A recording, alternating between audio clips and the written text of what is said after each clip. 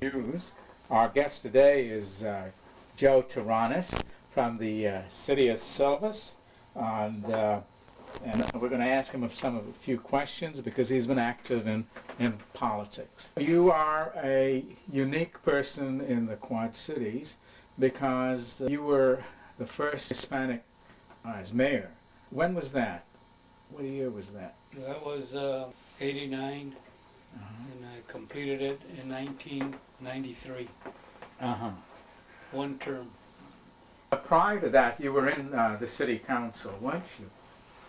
I was in the first, prior to that, I was in the city council for 26 years as an alderman of First Ward. You were the second Hispanic to be elected to that ward? I sure was. I was the second one. In fact, the second one possibly in the state of Illinois. Okay. Who was the first one who was elected in the first ward? one was Margarito Solis. Uh-huh. And then he retired, did he, from the council, and then you took over? He only served one term, Uh-huh. and then I took over from there. Okay. So he happens to be, in fact, one of the first Mexican Americans to get in. I'm one of the first, but he is the first. He is the first. But you are the first mayor. Right, Yes. right. So it took, how many years you said you served? 20? 26. 26 years before you finally became the mayor. Right. And during that time, you saw a lot of changes, I'm sure. Well, I sure did. Yeah. How was the results of that one term that you served? Did you feel you had a successful term? No, it was a successful term. I look at life that in order to get the people behind you, you must prove it to them. You almost got to work day and night. I did that for my last 4 years. And there was a lot of improvements. That addition of all the businesses, that small mall there at Silvis Twin Oaks Center, that was all done in my period. Very proud of that. All brand new streets, concreted all around, something people didn't see for a long time. We added water lines, sewer lines, and in fact, this is what helped out the brand new golf course. And it's helping out the whole surrounding areas and annexations. So there was a lot done in 4 years. Now, thanks to the council, thanks to the city clerk's office, which I'll never forget.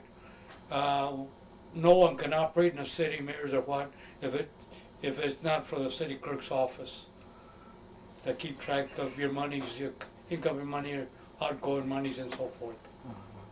Now, when you said streets were you put concrete on them, what do you mean? Was this street you're living on and No. didn't have concrete? Or? This was accomplished. There's a lot of accomplishments in the First Ward, and most of the First Ward, as everyone knows, is a Mexican American community.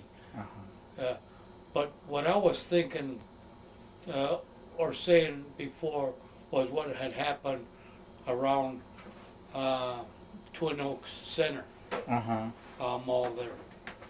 Them were all brand new streets around there, all the way to Alina Hospital. Yeah, so that's opening up a lot of acres of land. Yeah. And so what has happened when you say in the First Ward? During those 26 years, you were a representative. What did you have to fight for some things? Had to fight for a lot of things. Starting out for one, there was a referendum on 3rd Street of paving it through motor fuel tax, and they did all of them, and they claimed they run out of money on that. That was in my first term, and that's possibly why I went in, because there was a promise and it didn't come through. I went in there, and this street here was put in after I got in. How about first and second? Were they also? Second Street, the pavement of Second Street, which is now Hero Street USA, was was also put in, but that was after Hero Street Memorial Park was put in on that street. So you mean until then it was just Just rough I street? called it a cow path. It wasn't much. It was just a mud hole. Uh-huh. That's all it was. Nothing would hold up the clay coming off the hills. Mm. That's what it was. So when was Hero Street put in? 1971, when Hero Street Memorial Park was completed. So after that, they paved the street, I'd say, about 74, 76, 1976. Now you had a big role to play in the establishment of Hero Street, right? You were with a group that, Yeah, or at least for the memorial. yes, not reminiscing about the hard times and trying to convince the council what it would mean in the future to the state of Illinois and to the country. But I've asked help, and mostly it was Mexican-American organizations. And American GI Forum was one of them that helped me. And that was Vicente Jimenez, which at the time was under the cabinet of Lyndon Johnson. And he helped us out a lot here on getting a grant, a 50-50 grant. And this is how it would come to be that we got Hero Street Memorial Park. And for our listening audience, what is significant about Hero Street? What's significant about Hero Street? There is no street like it in the whole country. This is a street where 100 and some men, which were in service in World War II in the Korean conflict, 6 of them didn't come back in World War II, nor did 2 come back from the Korean conflict. A total of 8 on the street, which is a record in the nation. For such a small street. Right, for such a small street is right. Like how many homes are on that street? At one time, there was 33 homes there. And out of 3 homes, a majority was males. But in World War II, that street was cleaned out. Everybody was 17, 18 or what was in the service. I knew all the fellows. I was just a young kid then at the time. And so, as we speak, there is a new monument that's being built, right? Yes, there's a brand new monument built in the corner. It'll be a good thing for the city of Silvis, Illinois, when it's completed. Yeah. And I'm pretty sure that it'll get some national recognition, and no doubt about that. But when it'll be completed, that I don't know.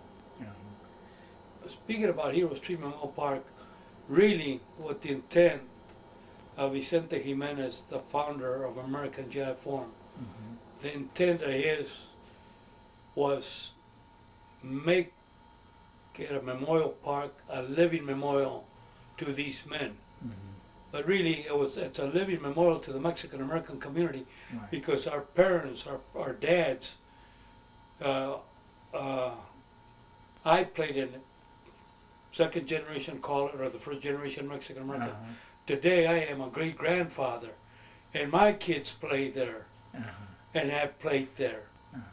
So it's very historical to us, period, in this Mexican American community.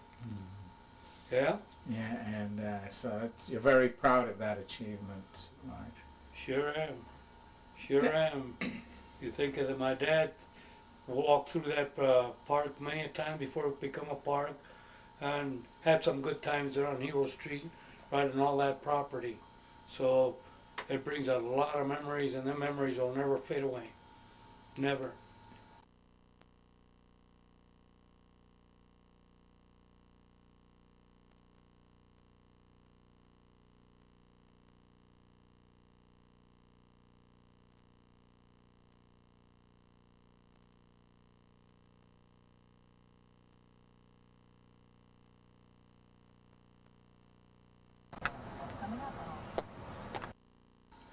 When people from Mexico start settling in Silvis? They start of the last century. They have to be in here, well, the start of it, because my dad was a young kid, and probably his history, one of the youngest kids in here. Yeah, what year was he born? My dad was born in 1854, Okay. and he was in here, they claim, in 1908. Oh. Dad. Dad was here and went back to Mexico and married my mother. But he was one of the youngest kids here. And he crossed the border at the age of 12. Wow. I talked to people in Kansas that were there, helped out my dad. What was good about my dad is that he had I believe it was a sixth grade education. He knew how to read, write, get the line of communications going. He's one of the ones that called his brothers, wrote his brothers, earned his way through Kansas and all by writing letters to Mexico for the people that I hate to say it. My dad was a very fortunate man. There was a lot of people on the road that lost contact with their parents. The only way is maybe through my dad. Either gave him the right address and what he would write into him. And he came at that age with his parents, or he came on his own? No, Dad come on his own. And he went to Kansas first? Yep. And Kansas. started working for, or doing what? Dad, anything he could do for him. Uh-huh. Whatever work. At that time, I guess if he got to eat, bought some clothes or whatever. Dad told me he worked on stables. My dad owned stables. Yeah, he said you got to learn one thing. You didn't see nothing. Keep your mouth shut. Keep going. In other words, he must have saw a lot of gunners, guys in the stables and that. And the irony of life is, my dad became a blacksmith. Okay. And this proves how young he was. He became a blacksmith for Rock Island Lines. He saw the blacksmiths working outside the stables, and he must have liked what he saw. So I do make the connections that he's telling me the truth. He was telling me the truth. And I like that, my dad's accomplishment. Yeah. But I could very well track his mind as to what happened through his youth and all. Yeah. So from Kansas, he made it up to... Kansas, he made it into, where is it, Kansas, Des Moines, Fort Madison, what is it, Fort Madison, Iowa, ain't it? Right. Yeah, Fort Madison, Iowa. From Fort Madison, Iowa, he come here. And there's working for the railroad here? Right. I may as well add this. The way I understand it, he was picked up in Kansas, and they called him an orphan. And they asked him, a man named Mr. Gomez. The whole family still lives here. We're very close. He's the one that picked up my dad. They thought my dad, that was Mr. Gomez's son, my dad. And that's how he hit Silvis. I think, I figured out by age, I forget whether he was right around 12 years old, 12 or 14 years old when he was in Silvis, Illinois. Yeah. So I'm very grateful to Mr. Gomez and them, the people he associated with and took care of him and so forth. He made it here. Went back, married my mother, come here. And what was the population then about that time? Not too many people here then. I always joke around when they ask me a question like that. I tell them at the time there was more Mexicans living across the railroad and Rock Island property than there was living here in Silvis, Illinois. All workers. Is that right? Yeah, they had a lot of workers. Used to be thousands of guys working out there. Yeah. And what were they? They were working for the repairs. Rock Island Lines. They had the shops, which was repair, uh, the,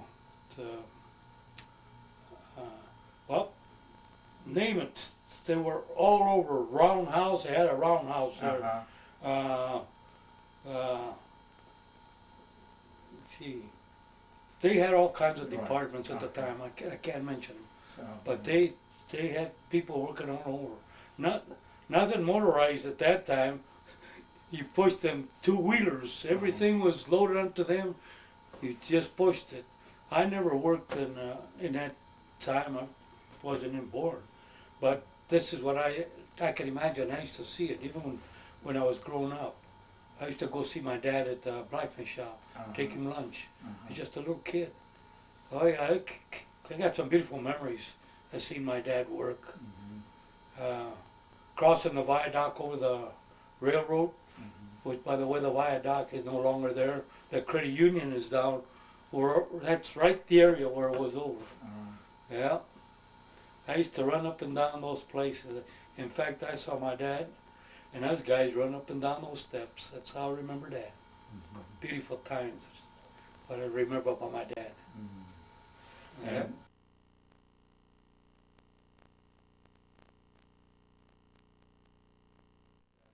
when did the railroad start um, losing its business over here? Gee, when was that? That had to be in about 74. I'll bet you it was about 1974. In the mid-70s? Right. The The Rock early Island Line 70s. started... They started going out bankrupt. Yeah. But by that time, your dad had already retired, maybe, huh? Yeah. Yeah. Dad was retired by then. Yeah. And so, I also recall reading some of the history that at that time there was no church, and there was a need to build a church, and a lot of people not only lived in boxcars, right? Yeah. That is really quite a thing. I thank them, the first Mexican American immigrants, because today it's noticeable what they gave us, what they started. The first Catholic church in Silvis, Illinois. And that first church in Rock Island property was built out of 2 boxcars and a roof on it. They made it all into one building. I think this is great, beautiful. But what people can't seem to understand, that at the time that this church was built, there was persecution of Christianity in Mexico. And a lot of people miss that point. The government was closing up churches, Catholic churches and all, in Mexico.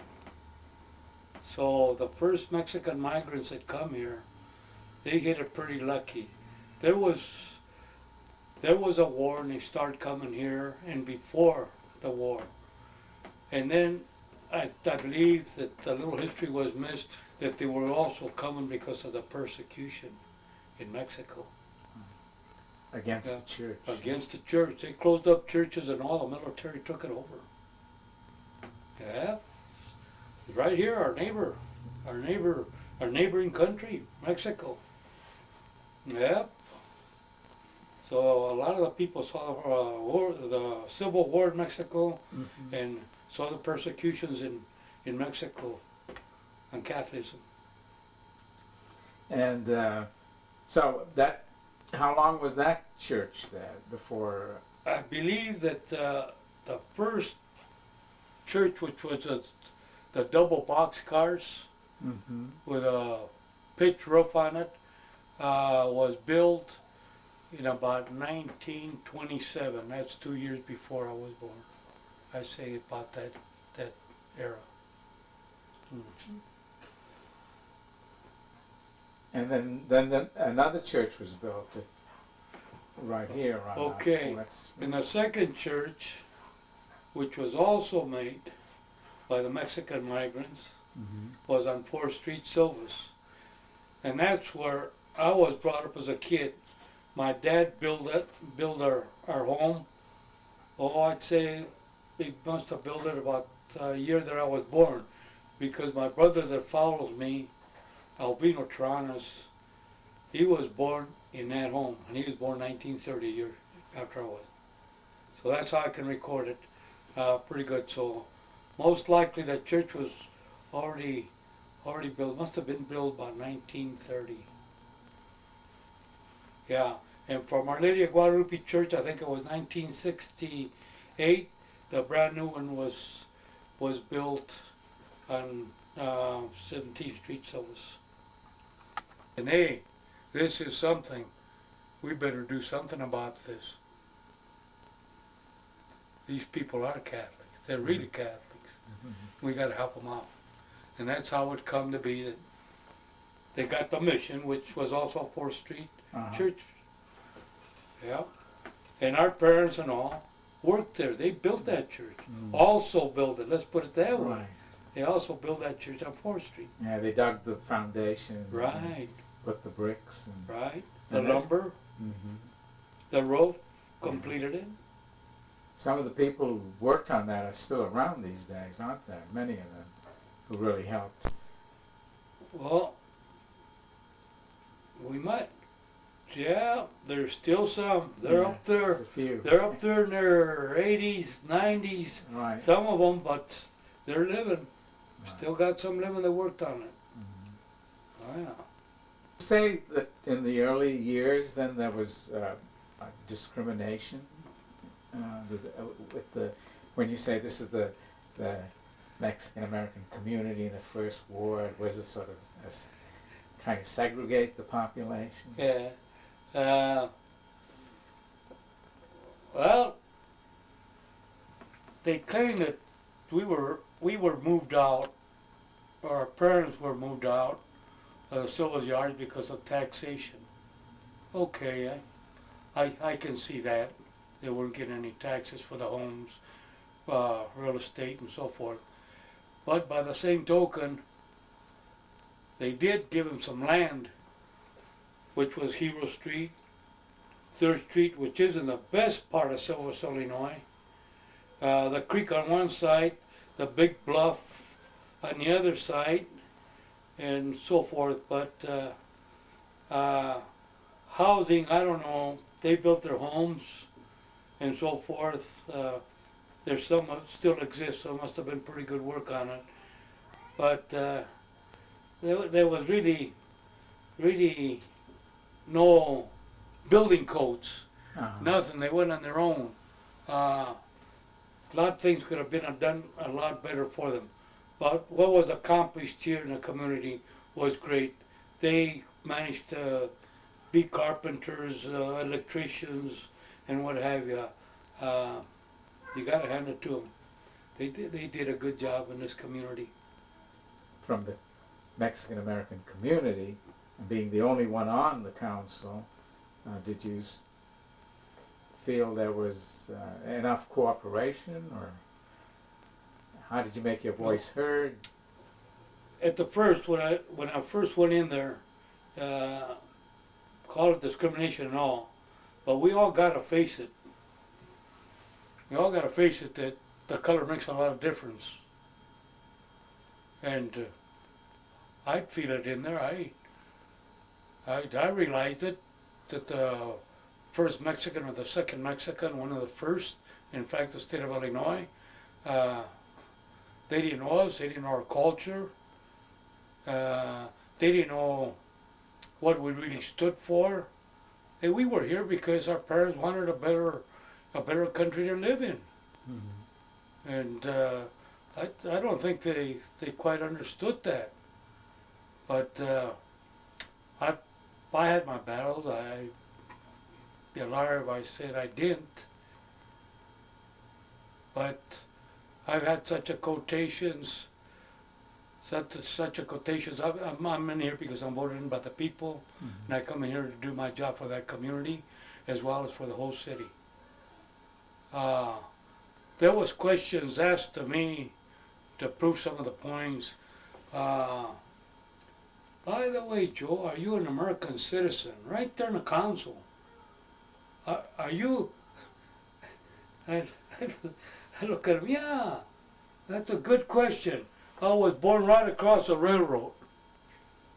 That's where I was born. So I guess I happen to be an American citizen. I don't have to show you any papers. Yeah. They'd ask me questions like that. They'd ask me, by the way, Joe, you ain't got any bills with the city because if you have owe any bills to, especially to the city or county, especially in real estate, you're out. I said, no, I don't think so. I've had a job for quite some time now. I've been working since I was 14 years old.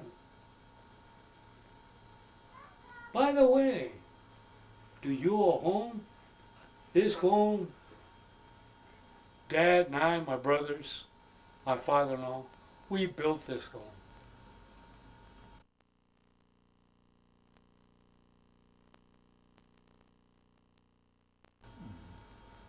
When my first boy, Terronez, he had a home. The baby was born, he had a home. I was very proud. I was just a young kid, maybe 21 years old. And they asked me all these kinds of questions. When I knew exactly what I was doing. And they had the right to quiz me, question me, and I had the answers. So finally they realized that I was different in many, many ways. You attack me, you might beat me today, I'm going to have the answers tomorrow. I'll be back. And that's the way I've been living all my life. If I ain't got the answers, I'm pretty sure I'll get them. And this must have made the community very proud of you to be able to be there and speak up for all of them. Yeah, I'm pretty sure I made a lot of people proud. I know one thing about life. A lot of people in this world need help. And even as young as I was, I knew that I could help a lot of people. And I did. But I must also say this, that I worked for International Harvester. And I was one of the first Mexican-American representatives under UAW. And I learned to defend these people just like a lawyer. I got a book, a contract between the union and the company. I learned that book forward and backwards. And when I got defeated as a grievance committeeman, which is the next step of being the president of the local, then I figured, well, I'm defeated. But I had a good record for UAW. The vote wasn't there, let's face it. One of a few Mexican Americans that have been hired there anyway. So I says, well, we're going to challenge politics. I went into the federal politics. I'm very happy I did. I'm pretty sure that I made a lot of people in this city happy. In fact, I make this city very proud. I think that the sort of discrimination that was experienced in those early years is decreased. I think discrimination in a way will always be among the minorities. But I also feel that me doing what I have done for Silvis, Illinois, and especially this city, and maybe I can include the Quad cities, they realize what an Mexican-American stands. We're getting more and more Mexican-Americans in the political world. I think they're beginning to see and believing that we are Americans, first-class Americans. And I always say first-class Americans, you know, we have proved it in many, many ways. But the greatest to prove is Hero Street, USA. When the 6 men that died there in World War II gave the ultimate, and the 2 in World War II, in